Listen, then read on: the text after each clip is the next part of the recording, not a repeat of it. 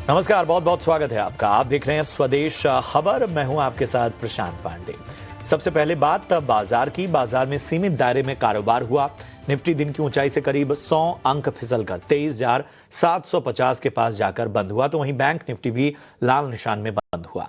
कैसा रहा बाजार में एक्शन, बता रही हैं मेरी सहयोगी अशेषा अदवरियू। जी अशेषा। काफ़ी म्यूटेड एक्शन दिखा दलाल स्ट्रीट पर आज के ट्रेडिंग सेशन में। याद रखें निफ्टी एक्सपायरी थी, लेकिन उसके बावजूद रेंज बाउंड ट्रेडिंग सेशन था। निफ्टी 25 अंक चढ़कर 23,750 के आसपास बंद होता हुआ नजर आया, लेकिन बैंकिंग और फाइनेंशियल स्टॉक्स में थोड़ा सा अंडर परफॉर्मेंस दिखा। निफ्टी बैंक 25 अंक घटकर 51,200 के आसपास बंद होता हुआ नजर आया।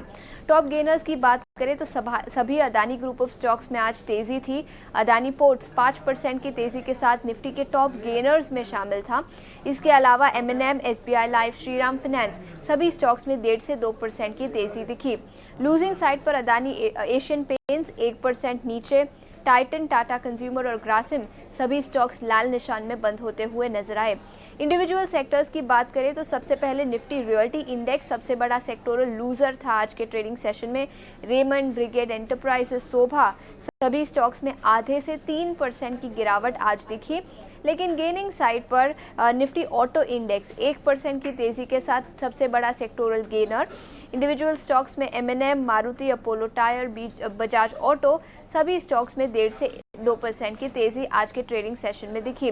बंधन बैंक मिड कैप में 3% की गिरावट के साथ बंद हुआ और शिप बिल्डिंग स्टॉक्स में थोड़ा सा एक्शन था, तो मजगांव डॉक शिप बिल्डर्स 1% की तेजी के साथ बंद हुआ। इंडिविजुअल स्टॉक्स की बात करें तो NTPC ग्रीन एनर्जी हाल ही में कंपनी लिस्ट हुई है। इक्विटी लॉक इन खुल चुका है, इसलिए थोड़ा सा सेलिंग प्रेशर यहाँ पर दिखा। 6% की गिरावट के साथ NTPC ग्रीन एनर्जी बंद होता हुआ नजर आया। ऑल इन ऑल काफ़ी डल डे था भारतीय बाजारों के लिए। निफ्टी 23,750 के आसपास बंद हुआ। शुक्रिया करेंगे आशीषा आपका इस अहम जानकारी के लिए। और अब बढ़ते हैं अपने खास सेगमेंट 5 का पंच की तरफ, जहां मेरे सहयोगी रविंद्र आपको बताएंगे कि आखिर किन शेयरों और सेक्टर ने लगाया मार्केट में एक्शन भरा पंच। जी रविंद्र। जी, 5 की पंच में बात करेंगे 5 ऐसे स्टॉक्स पर जिस पे आज एक्शन देखने को मिला। तो सबसे पहले हम बात करेंगे नेशनल एल्यूमिनियम की, जहां पर कंपनी ने अमेलगमेटेड उटकल दी और उटकल ई कोल ब्लॉक के लिए mining lease deed agreement sign किया है डिस्ट्रिक्ट कलेक्टर के साथ, और ये जो है 2051 तक वैलिड होगा। इसी के साथ कंपनी का जो कोर प्रोडक्शन कैपेसिटी है वो 4.0 MTPA पर तक बढ़ जाएगा, जिसके चलते हमें शेयर्स में जो है आज करीब 2% की तेज़ी देखने को मिली। अगला जो शेयर आज फोकस में रहा है वो इंटरग्रुप एविएशन, जहां पर कंपनी जो है एक इंटरिम सॉल्यूशन ढूंढ रही है लॉन्ग रेंज एयरक्राफ्ट को उसके फ्लीट में शामिल करने के लिए, और इससे रिलेटेड रूट और एक्सपांशन नेटवर्क अपॉर्चुनिटी जो है कंपनी ढूंढ रही है, जिसके चलते हमें शेयर्स में तेज़ी देखने को मिली। अगला जो स्टॉक फोकस में रहा है वो NTPC सूर्य रोशनी, जहां पर कंपनी ने बोनस इश्यू के लिए जो है रिकॉर्ड डेट फिक्स किया है 1 जनवरी 2025, और जो बोनस इश्यू होगा वो 1:1 के इसमें होगा, जिसके चलते हमें शेयर्स में जो है अच्छी तेज़ी देखने को मिली। अगला जो स्टॉक फोकस में रहा है वो NTPC ग्रीन, जहां पर कंपनी का जो IPO का जो लॉक इन पीरियड था करीब 2% का, वो आज ख़त्म हो गया है, जिसके चलते हमें शेयर्स में जो है 5% की गिरावट देखने को मिली। अगला और आखिरी जो शेयर आज फोकस में रहा है वो रेमंड लाइफस्टाइल, जहां पर मोतीलाल ओसवाल की नोट आई है और उन्होंने जो है बाय रेटिंग को मेंटेन रखा है और टारगेट प्राइस जो 3,000 का रखा है। उनका कहना है कि फेस्टिव और ऑनगोइंग डिमांड सीजन जो है उसमें इंप्रूवमेंट देखने को मिल रहा है, और जो रेवेन्यू, एबिटा, पैट, CAGR है वो 9 से 11% तक ग्रो हो सकता है FY 24 और 27 के बीच में। शुक्रिया करेंगे रविंद्र आपका इस अहम जानकारी के लिए। तो ये वो 5 सेक्टर स्टॉक्स थे जहां पर एक्शन भरपूर था आज। बढ़ते हैं आगे। अगले साल कौन से शेयरों में शानदार रिटर्न मिल सकते हैं, इस पर ब्लूमबर्ग ने एनालिस्ट का एक सर्वे किया है। सर्वे में क्या निकल कर आया है, बता रहे हैं शरद दुबे। निफ्टी मिड कैप 100 और निफ्टी स्मॉल कैप 100 इंडेक्स, इन तीनों को लिया है, जहां पे अगले 12 महीने में कहां सबसे ज़्यादा जो है रिटर्न पोटेंशियल देखने मिल सकता है, उस पर हमारी नज़र रहने वाली है। तो हमने जो है ब्लूमबर्ग से ये निकाला है और ये एवरेज है एनालिस्ट की रीडिंग को लेके। सबसे पहले निफ्टी की बात करें तो अदानी ग्रुप से अदानी एंटरप्राइजेज में लगभग 80% का ग्रोथ का अनुमान है। वही इंडसइंड बैंक और SBI लाइफ भी पीछे नहीं है, 40 से लेकर 50% तक का टारगेट प्राइस पोटेंशियल आगे देखने मिल रहा है। और अगले 12 महीना में एक और ग्रुप आती है अदानी की कंपनी अदानी पोर्ट्स, वहाँ पे 43% का ग्रोथ का अनुमान है। और कोल इंडिया PSU स्पेस से भी 39% का टारगेट प्राइस शेयर पोटेंशियल लग रहा है। लेकिन मिड कैप के कौन से स्टॉक्स है उस पर नज़र रहनी चाहिए। सबसे पहले आता है ऑयल इंडिया, उसके बाद NLC, AB कैपिटल जहाँ पे 40% से ज़्यादा का टारगेट रिटर्न पोटेंशियल देखने मिल रहा है। और इसके अलावा हुडको और आयरेडा भी शामिल आते हैं जहाँ पे नंबर्स जो है स्ट्रॉन्ग देखने मिल रही है, ऑलमोस्ट 39% के ऊपर आ रही है। मैंने आपको निफ्टी के बारे में बता दिया, मैंने आपको मिड कैप के बारे में बता दिया, लेकिन जो स्मॉल कैप स्पेस है वहाँ पे देखें तो स्टर्लिंग विल्सन सोलर लगभग 80% का रिटर्न पोटेंशियल देखने मिल रहा है। इसके अलावा जी शिपिंग, JK बैंक, यहाँ पे भी देखें तो 55% से ज़्यादा का जो है ओवरऑल रिटर्न्स देखने मिल रही है।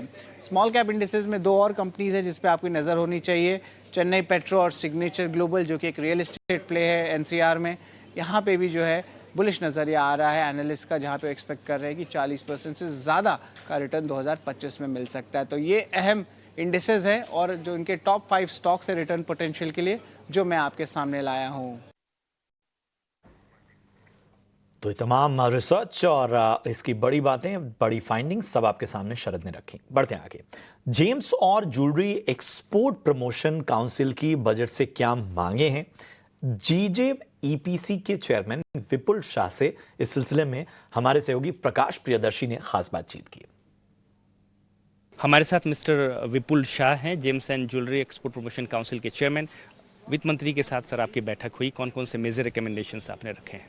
सबसे पहले तो हमने वित्त मंत्री के शुक्रिया अदा किया जो हमारे सत्र में 2024-25 के बजट में उन्होंने अच्छा खासा ध्यान दिया जो हमारे सेक्टर को जो डिफ़िकल्टीज में से गुजर रही है। तो ये सारे जितने भी स्टेप्स उन्होंने 2024-25 के बजट में लिए वो बहुत ही सपोर्टिव रहे। जैसे कि आपने देखा कि गोल्ड और सिल्वर और सब प्रेशियस स्टोन्स में अच्छा खासा ड्यूटी का स्लैशिंग डाउन किया। तो इससे बढ़ावा ये हुआ कि बहुत सारे फॉरेन डायरेक्ट इन्वेस्टमेंट्स देश में आने को चालू हो गए, बहुत सारे रिटेल आउटलेट्स भी ओपन अप हो गए। नेक्स्ट 2 साल में 3000 रिटेल आउटलेट लाइंड अप है। तो इससे अच्छा खासा एम्प्लॉयमेंट मिलेगा और इकोनॉमी को अपने को बूस्ट करेगा। साथ ही में हमने ये कहा है कि जैसे कि गोल्ड के दाम इतने ऊपर है और उसकी तरह प्लेटिनम जो है अल्टरनेटिव मेटल जिसमें डिमांड अच्छा खासा है, तो उसमें भी duty drawback similar to other precious metal semi precious metals के साथ में अलाइंड होना चाहिए। और साथ ही जितना हमारा जो ज्वेलरी पार्क आ रहा है बम्बई में, इंफ्रास्ट्रक्चर के बाद इंडस्ट्री के कंट्रीब्यूशन से बम्बई में ज्वेलरी पार्क बढ़िया सा बन रहा है। सिमिलरली ऐसे ज्वेलरी पार्क हम मेरठ और बेंगलोर में भी देख रहे हैं।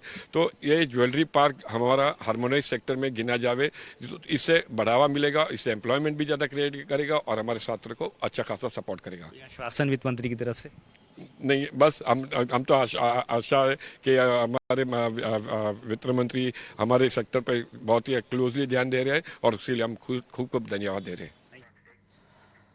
चलिए बढ़ते हैं आगे।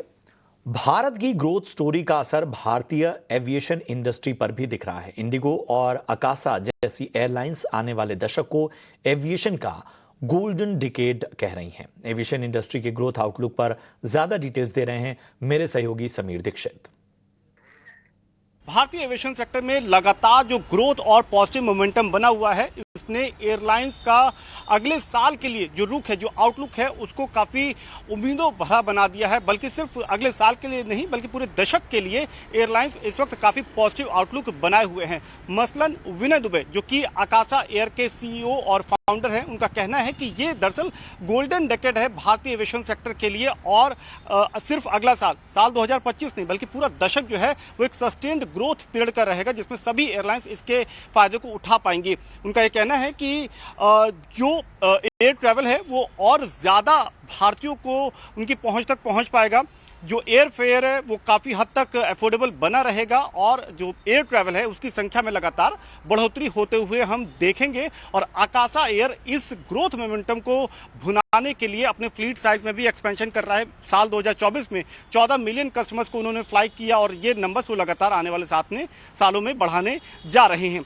सिर्फ आकाशा नहीं बल्कि इंडिगो ने भी अगले साल के लिए काफ़ी पॉजिटिव आउटलुक बनाया हुआ है। इंडिगो का दावा है कि साल 2024 में 112 मिलियन कस्टमर्स को वो फ्लाई कर रहे हैं, जबकि साल 2025 में वो XLR एयरबस XLR एयरक्राफ्ट को इंडक्ट करेंगे और इसके जरिए वो इंटरनेशनल सेक्टर में अपने फुटप्रिंट्स को बढ़ाएंगे, जो कस्टमर्स की संख्या है इसको वो बढ़ा पाएंगे। और जो एयरबस A350-900 का जो ऑर्डर प्लेस किया हुआ है, तो ज़्यादा एयरक्राफ्ट के फ्लीट में शामिल होने से उनका जो ग्रोथ है वो और पॉजिटिव नज़र आएगा और ये मोमेंटम में वो अपना एक बड़ा हिस्सा देख पाएंगे। तो सिर्फ आकाशा या इंडिगो या सिर्फ एयर इंडिया नहीं, बल्कि जितने तमाम स्टेक होल्डर्स हैं वो इस वक्त काफ़ी पॉजिटिव नज़र आ रहे हैं। और इसमें सरकार की जो नीतियां हैं और जो लगातार एविएशन सेक्टर और एविएशन इंफ्रास्ट्रक्चर में जो कैपिटल इन्फ्यूजन है, इसने भी स्टेक होल्डर्स की उम्मीदों को बढ़ाया हुआ है और वो इस ग्रोथ मोमेंटम पे काफ़ी बुलिश नज़र आ रहे हैं। शुक्रिया करेंगे समीर इस अहम जानकारी के लिए। इधर मेलबर्न में खेले जा रहे भारत ऑस्ट्रेलिया के चौथे टेस्ट के पहले दिन ऑस्ट्रेलिया ने अपनी जो पोजीशन है वो मजबूत बना ली है। पहले दिन का खेल खत्म होने तक ऑस्ट्रेलिया ने 6 विकेट पर 311 रन बना लिए। वहीं मैच में ऑस्ट्रेलिया के बैट्समैन से हुई बहस की वजह से कोहली पर मैच फीस का 20% जुर्माना लगा है। पहले दिन के खेल हाई पॉइंट्स बता रही हैं हमारी सहयोगी करिश्मा सिंह। पहला दिन था आज बॉक्सिंग डे टेस्ट का मेलबर्न क्रिकेट ग्राउंड में, और जहां तक बात की जाएगी इंडिया और ऑस्ट्रेलिया की, तो लग तो ऐसा ही रहा है कि ऑस्ट्रेलिया का जो एक कॉन्फिडेंस है वो इस वक्त हाई होगा। 311 और 6 विकेट के नुकसान पर वो हैं, तो कहीं ना कहीं वो कोशिश करेंगे कि जो उनकी बची हुई बैटिंग है उसके जरिए वो 70-80 रन कहीं ना कहीं से और जोड़ पाएं और इंडिया पे प्रेशर बनाएं। इंडिया की जो बैटिंग है, शुभमन गिल हमने देखा इस टेस्ट मैच में नहीं है, रोहित शर्मा ने कंफर्म किया है कि वो जो है ये पारी ओपन करेंगे, तो कहीं ना कहीं इंडिया की बैटिंग भी बहुत ज्यादा मायने रखेगी और बहुत स्ट्रांग बैटिंग जो है वो दिखानी पड़ेगी इंडियन टीम को इस टेस्ट में रहने के लिए, क्योंकि बॉर्डर गावस्कर ट्रॉफी जो है अगर इंडिया एक मैच और जीत जाता है तो वो रिटेन कर लेगा और ऑस्ट्रेलिया के लिए वहीं पर अगर वो ये जीतता है तो भी उनको सिडनी वाला जो मैच है वो या तो जीतना होगा या ड्रॉ करना होगा बॉर्डर गावस्कर ट्रॉफी को 10 साल बाद जीतने के लिए। तो बहुत ज्यादा प्रेशर जो है वो ऑस्ट्रेलिया पे है, लेकिन आज का दिन अगर हम बात करें तो वो ऑस्ट्रेलिया का था। 311 रन उन्होंने अभी तक बना लिए हैं, 3 विकेट जसप्रीत बुमराह ने लिए हैं। सैम कॉन्स्टास जो है वो एक बहुत अच्छे रिमार्केबल डेब्यू जिसको हम कह सकते हैं वो रहा है ऑस्ट्रेलिया के लिए। जसप्रीत बुमराह को सामने से आके उन्होंने अटैक किया, तो जो ऑस्ट्रेलियन ग्रेट्स हैं वो बार बार यही कह रहे हैं कि सैम कॉन्स्टास की एक बहुत अच्छी शुरुआत हुई है और वो ऑस्ट्रेलियन क्रिकेट का फ्यूचर जरूर होने वाले हैं। शुक्रिया करेंगे करिश्मा इस अहम जानकारी के लिए। बढ़ते हैं आगे और यहां रुकेंगे एक छोटे से ब्रेक के लिए। ब्रेक के उस पार ईटी ना स्वदेश ऑन द गो के बेंगलुरु एडिशन में युलू के मैनेजमेंट से होगी खास चर्चा, बस इस ब्रेक के बाद।